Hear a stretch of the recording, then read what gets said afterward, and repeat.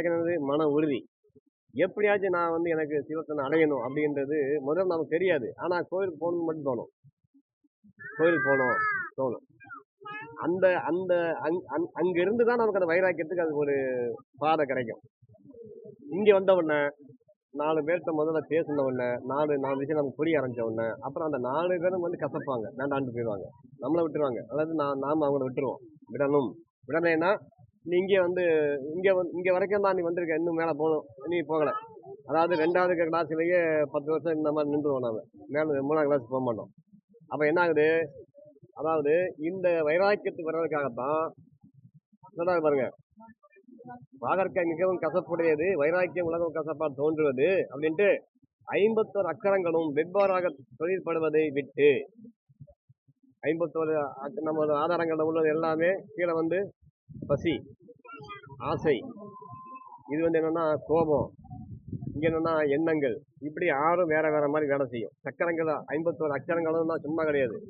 மூலாதாரம் வந்து எப்போதுமே என்ன அனல், அது என்ன செய்யும்? அதான் இது தூண்டும், அது தூண்டிக்கிட்டு இருக்கும். எல்லாத்தையும் சக்தி கொடுக்கும். எல்லா சக்தியும் அங்கதான் கிடைக்கும் ஆதாரங்களுக்கு. சுவாதிஷ்டானம் வந்து இன்பத்துக்கு அதிபதியா இருக்கும். அது எப்போதுமே கீழ்முகமா இன்பங்களை தூண்டிக்கிட்டு இருக்கும். இது வந்து பசி. இதுங்க வந்து 10 எழுந்திருக்கா அநாகதம், மூலாதாரம், சுவாதிஷ்டானம், மணிப்புரம் 6, 10, இங்க 10 மணிப்புரகம். இது வந்து பசி அதிகமா இருக்கும். இங்க உயிர் இருக்குன்னா பசிக்கிறது, அந்த உயிருக்கு பசிக்கிற ஞாபகம் வந்துடும்.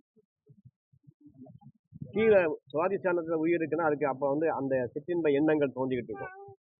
இங்க வந்துச்சுன்னா அதுக்கு என்னன்னா கோபங்கள், சிந்திக்கிற எண்ணம், இப்படி எழுத்துக்களுக்கு அந்த சக்தி நம்ம உயிருக்கு இருக்கிற அந்த எழுத்துக்கள் தான். அப்ப உயிர் இங்கதான் நிக்க நிக்க நிக்க அந்த எண்ணங்களோட அது செயல்பட்டுக்கிட்டு இருக்கும். இது எல்லாமே என்ன சொல்றாரு? இந்த 51 அச்சரங்களும்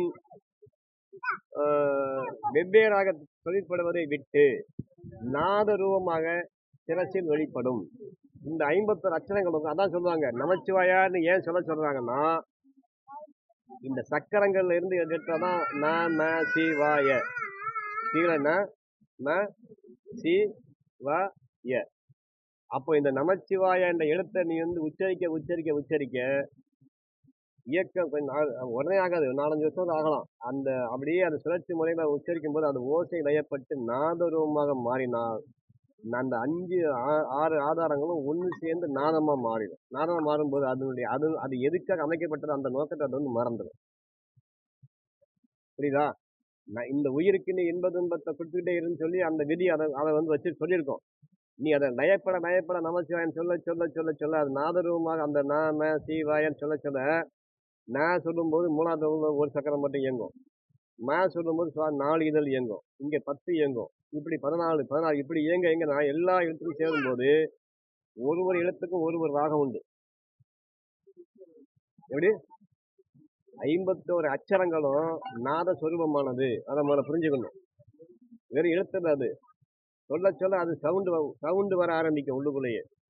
அந்த சவுண்டு தான் நமக்கு காதுக்குள்ள வந்து அது மேல வரும்போது காதுக்குள்ள முதல்ல கடல் அலை ஓசை கேட்கும். அந்த தியானம் பண்ணும்போது கடல் அலை ஓசை, அப்புறம் தும்பி, அப்புறம் சங்கு, இப்படி 10 ஓசையாக நம்மளுடைய யானை இப்படி 10 சொல்லுவார். இந்த 10 ஓசையும் நம்ம வந்து தகுதி உள்ளவங்களாக மாற காதுல கேட்கும் பாரு. அந்த ஓசை எங்கிருந்து வருது? சக்கரங்களில் இருந்து வருகிறது. வெளியேந்து உள்ள வராது, உள்ள இருந்து வெளியே போகாது. அப்ப நீ வந்து சிவத்துக்கு தகுதி உள்ளவனாக மாறுகிறாய்ன்னு நமக்கு அது சொல்லும். புரியுதா? பிரதமர் ஐயா, 51 அக்கரங்களும் வெவ்வேறாக தொழிற்படுவதை விட்டு நாதரூபமாக சிரசிலை வெளிப்படும் என்றபடி பூசணிக்காய் இது மஞ்சள் நிறைமுறையது. ஞான சாதனையால் சிரசின் மேலே விளங்குவது மஞ்சள் ஒளி. முதல்ல வெள்ளை ஒளி வரும். இந்த அக்கரங்கள் இந்த சக்கரங்கள் வந்து இந்த 3 மண்டலங்களும், அதாவது சூரியன், சந்திரன், அக்னி, இந்த 3 மண்டலம் சேரும்போது 3 ஒன்று சேரும்போது கலர் வந்து மஞ்சளா மாறும். சந்திரன், சூரியன், அக்னி 3 ஒன்று சேரும்போது நிறம் வந்து சந்தன கலராக மாறும். இங்க அந்த புருவமத்து சந்தனமா தோணும். முதல்ல வெள்ளை வரும், அப்புறம் சந்தனம் வரும். சொல்றாரு அவர். பூசணிக்காய் விளைந்தனா சிரசின் மேலே விளங்குவது மஞ்சள் ஒளி. அதான் வால் பிளஸ் ஐ பிளஸ் கனி, வால் ஐ கனி, வாழைக்கனி, வாழ்வினை தலைமை அளிக்கும் கனி, அதாவது வாழ்க்கையில தலைமையை அளிக்கிற கனிக்கின்றனால அது வந்து வாழை கனின்றாரு. வாழ்வு வால் பிளஸ் ஐ பிளஸ் கனி, வாழ்க்கை கனி அப்படின்ற மாதிரி கேட்குது. அப்புறம் சொல்றாரு, ஞான சாதனையால் வைராக்கியம் ஏற்பட்டு ஆன்மா லாபமாகிய சிவக்கனியை எட்டும். இந்த செயலும் அருமையான செயல். அதாவது இத அமைச்சதை பார்த்தா கத்திரிக்காய் விளைத்தது, பாகன் முளைத்தது, புழுதியை தோண்டினேன் பூசணி பூத்தது, தொழுது கொண்டோடினோர் தோட்ட கொடிகன் முழுதும் படுத்தது வாழைக்கனி என்றாரு. ஒண்ணுமே புரியாத மாதிரி இருக்கும். ஆனா அந்த தத்துவ ஆராய்ச்சி பண்றவங்க மட்டும்தான் இது வந்து நமக்கு தேவையான விஷயம் சொல்றாருன்னு தோணும். அப்ப என்ன சொல்றாரு அவரு? முதல் சொன்னது வந்து எப்படின்னா, பனைமரம் இருக்கு, அதை ஒன்று சாரமா வீணாக்காத, அதை மேல் நோக்கி போனா ஆகாய தாமரையில கொண்டு போய் சேர்த்தேன்னா அந்த தாமரை மேல் நோக்கி திரும்பிடும், அதுல ஈசன் வந்து உட்காருவாரு.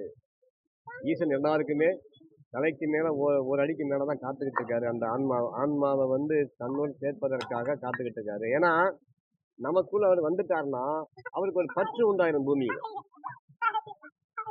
பற்று உண்டாயிரும். பற்று அறுக்கத்தான் நம்மளை அவர் அனுப்பிட்டு அவரே நம்மளும் பற்றலாமா? நம்மளை பூமிக்கு அனுப்புறே பற்றோட முதல்ல வாடு, அப்புறம் பற்று அடுத்துட்டு வான்னு சொல்லி அனுப்பியிருக்காரு. அப்புறம் அவரு வந்து நம்மகிட்ட உட்கார்ந்துட்டா அவருக்கு அந்த பற்று வந்ததுக்கான அவர் நம்மளை இறங்காம மேல நின்றுட்டு இருப்பாரு. ஏதாவது சொல்லுவாங்க, இவ்வளவு செய்யற ஈசன் நம்மளை வந்து நமக்கும் ஒரு வழிகாட்டு அவளை கூட்டு போகலாம் இருப்பாங்க. கூட்டு போக கூடாது, சிஸ்டம் அதான் அமைக்கப்பட்டது. நீயா வா என்கிட்ட. ஏன்னா பற்றற்றானை பற்றணுங்கிறதான் நம்ம நோக்கம்னா, பற்றை அறுக்க பற்றற்றானை பற்று.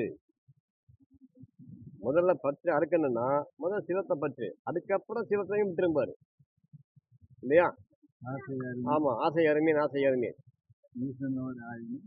எப்போதுமே மனசை லேசா வச்சுக்கிட்ட பழகிட்டோம்னா எந்த துன்பமும் நம்மளை முதல் சிவத்திட்ட கொண்டு போய் நம்மளை சேர்க்கறதுக்கு துன்பங்களால சேர்க்கிற பாதையை அதனால அடைக்க முடியாது. எதுவையுமே ரொம்பவும் மூழ்கிறாத, துன்பமோ இன்பமோ அதையே முழுவதும் மூழ்கக்கூடாது. ரகசியம் தான், எதுவையுமே முழுவதும் மூழ்கிறாது. அப்படி நாம அதனோடு சேர்ந்து பழகிட்டோம்னா பிறகு அது நம்மளை தன்வசம் ஆக்கிவிடும். புரியுதா? அதாவது உறவாடி கெடுங்கிறது எதுன்னா இதைத்தான், மாயை உறவாடி கெடும்பாரு. மாயை ஜெயிக்க முடியாது, ஜெயிக்கிற ரகசியம் பூமியில கிடையாது. அதனோடு உறவாடி அதுவே நம்மளை வேண்டாங்கிற மாதிரி பழகணும், மாயே நம்மளை கைவிட்டணும். அது மாதிரி பழகிறதுக்கு இது ஒரு வித்தை மாதிரி, கலை தான் இது, கலை, இது வித்தை. இதை வந்து கத்துக்கிட்டவங்க தான் ஞானத்துக்கு தகுதி உள்ளவங்க கூட தன்னை மாற்றிக்குவாங்க. இல்லைன்னா அவங்களுக்கு ஒரு ஆள் தேவைப்படும். எல்லாம் நம்மகிட்ட வரும், எல்லாத்தையுமே ஒதுங்கக்கூடாது, போடக்கூடாது, அனுபவிச்சுக்கிட்டே அதை வந்து விளையாடிக்கிட்டே வெளியவா. புரியுதா? இதுதான் இந்த ஆன்ம ரகசியங்கிற இதுதான். இப்போ என்ன சொல்றாங்க, சில பேர்லாம் பார்த்தீங்கன்னா, நான் எதுலையுமே நான் வந்து பற்று வைக்க மாட்டேங்க, நான் உண்டு என் வேலை உண்டு வைப்பேங்க அப்படிம்பாங்க. அவங்களுக்கு வந்து இந்த சிவலிங்கம் வந்து இந்த ஜென்மத்தில் கிடைக்காது. ஏன்னா அவங்க துன்பத்தைங்கிறது அனுபவிக்கவே மாட்டாங்க. ஆமா, துன்பத்தை அனுபவிக்க மாட்டாங்க. துன்பமான விஷயத்துல அவங்க ஈடுபடுத்த இறங்கி அதை வந்து செயல்பட்டு இறங்க மாட்டாங்க, ஒதுங்கிடுவாங்க. அதுல ஒரு அனுபவத்தை இந்த உயிருக்கு ஊட்டணும்னு சிவம் விரும்பும். ஏன்னா இந்த ஆணவத்துக்கு அதான் மறந்து அவர் வச்சிருப்பாரு. போலீஸ் ஸ்டேஷனுக்கு போனோம், 2 நாள் அங்க அலையணும், நமக்காக இல்லை மற்றவங்களுக்காக போகணும், அலையணும். அதுல ஒரு நமக்கு அதுல ஒரு வினை நம்ம இருந்து கழியணுங்கிற விதி இருக்கும், அவனை கழிக்க மாட்டோம். அப்ப எப்படி அவனுக்கு அந்த ரகசியம் கிடைக்கும்?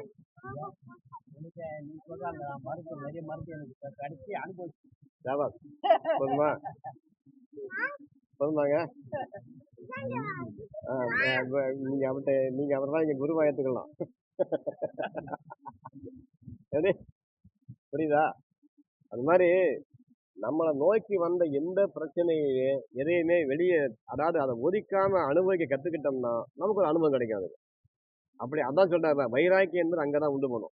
காலம் வந்து கதவை பூட்டிக்கிட்டு நான் நல்லவனாவே வீட்டுக்குள்ள வாழணுங்கிறது நீங்க பார்க்கலாம். யார்ட்டையும் பேச மாட்டாங்க, வண்டியில வருவாங்க, கார்ல வருவாங்க, அப்படியே சாமியை கும்பிடுவாங்க, அப்படியே உட்காராங்க, போயிட்டே இருப்பாங்க. அவங்க யார்ட்டையும் பேசக்கூடாதுன்னு பிள்ளைங்களே வளர்ப்பாங்க, அடிப்பாங்க, ஏன் அவர்கிட்ட பேச நம்பாங்க.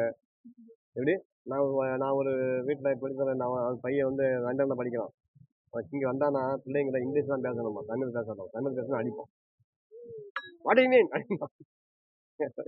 அந்த பிள்ளைங்க எங்கிட்ட பேசணும்னு ஆசைப்படும், தமிழ்நாட்டுக்காரங்க இங்க பிறந்த பிள்ளைங்க தானே தமிழ் அடிப்பான். அப்புறம் அந்த பிள்ளைங்களுக்கு அனுபவம் எங்கிருந்து வரும்? இது மாதிரி நிறைய உதாரணங்கள் சொல்லலாம். அதாவது 4 பேர்ட்ட பழகணும், பழகிட்டு அதுக்கப்புறம் தான் அந்த பிள்ளைங்களுக்காக ஒரு தெளிவு வந்து வெளியே வந்துருங்க. நாம அதை கண்காணிக்கணும்.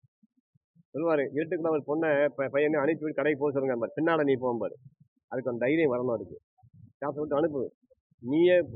நீயும் கூட போயிட்டு இருந்து கொஞ்சம், அதுக்கப்புறம் தனியா அனுப்பாத, போகணும். நீ பின்னாடி பார்த்து என்ன பயப்படானா இல்லை எப்படி வாங்கினாலும் கவனிக்கணும். இதெல்லாம் தகப்பனார் வந்து பிள்ளைய வளர்க்குற முறை. அது கரை கடந்திடில் அக்கரையே இருப்பது சிதம்பர சக்கரையே.